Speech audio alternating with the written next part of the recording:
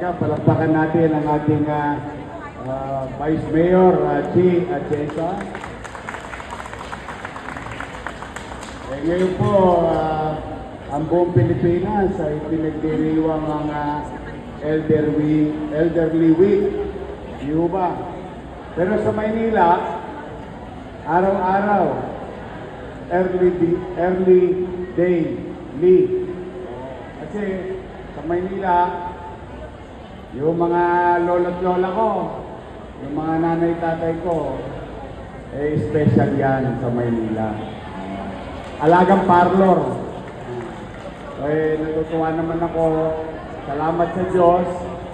Nabigyan tayo muli ng pagkakataon makapaglingkod. Kaya lahat ng bagay na ginawa natin dati, inuulit ko ngayon. Bagamat hirap na hirap tayo sa pananalapi sa bagay na aking dinatnan. Pwede makisuyo? Makisuyo lang. Muna kayo po. Makisuyo lang. Uwi na naman po.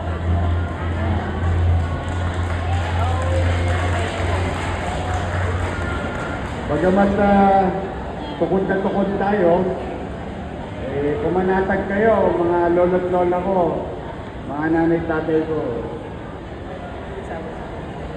Iraraos natin ang Maynila.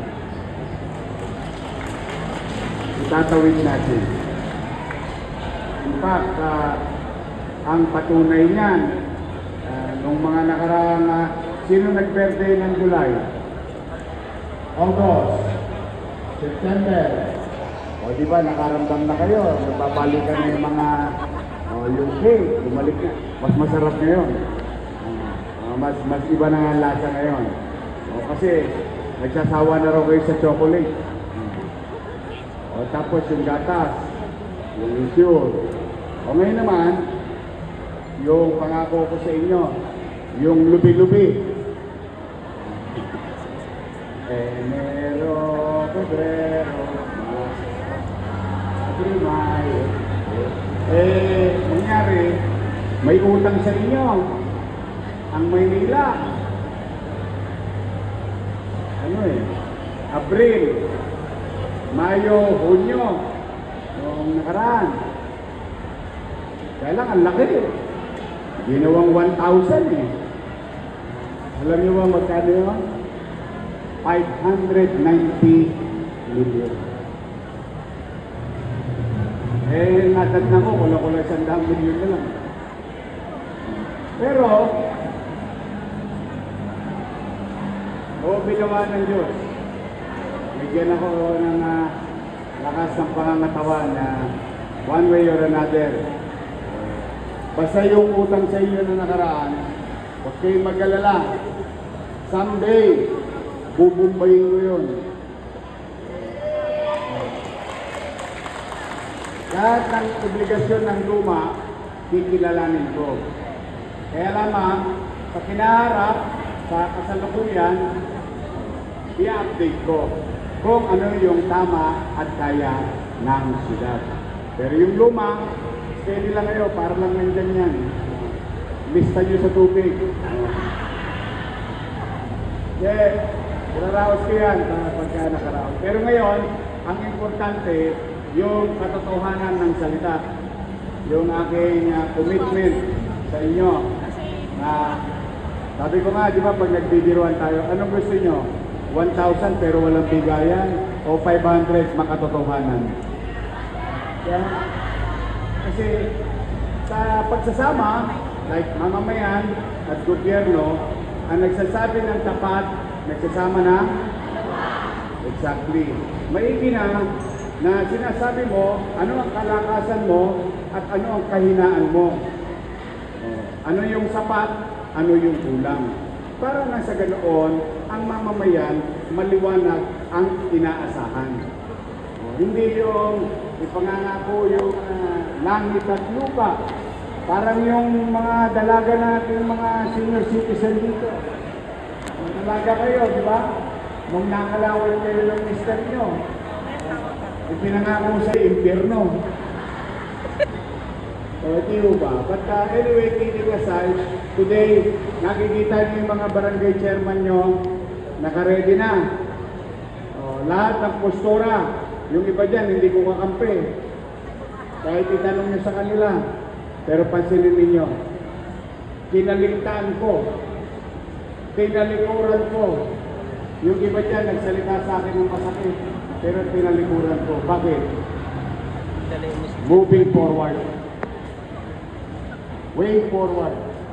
Sa dami nyo na naririnig na nakakonsuming araw-araw sa gobyerno, ayaw ko nang dumagdag doon at ipangibabaw ko yung hapdi ng damdamin ko sa sinabing hindi magaganda ng ilan.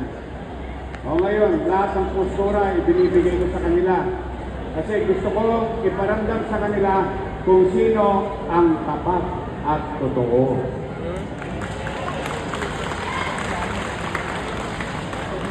Ngayon, andyan sila. Sila binibigyan ng respeto, paggalang. In fact, pwede nyo maitanong sa kanila. Yung obligasyon sa kanila ng pamahalaan ng lungsod, ng first quarter, second quarter, hindi rin binigay sa kanila. Pagtanong nyo po, nung matagpuan ko yung pananalapi, na bagay lamang na dapat nasa kanila, nakamit po nila. At lahat, walang pinili. So, katulad sa mga lolo't lola ko, botante, hindi botante, may sakit o wala, mahirap, middle class, mayaman, basta taga Maynila at senior citizen, lahat pantay-pantay may pensyon sa Maynila. Basta pumanatag kayo, mga lolo't lola ko, palalakasin natin ang health center. Walang online. Anytime pwede kayong pumunta. Pipiliin ko na yun ay may laman ng dalawang bagay. Doktor, gamit at supply. Yan, iniraraos ko ngayon. Hospital, dapat may gamot. Yan, iniraraos ko ngayon. Lahat, binabalik ko na sa normal or what you call normalization. Mahirap, hindi madali. Ako na po ang nagka-abiso. Napakahirap po. Araw-araw na ginawa ng Diyos. Ang tinitingnan ko lagi, numero. Naghahanap nga ako ng pitaka. Talagang hindi ko maipaliwanag sa inyo gaano kahirap. Pero masaya ako, God will provide. Do your best and God will take care of the rest.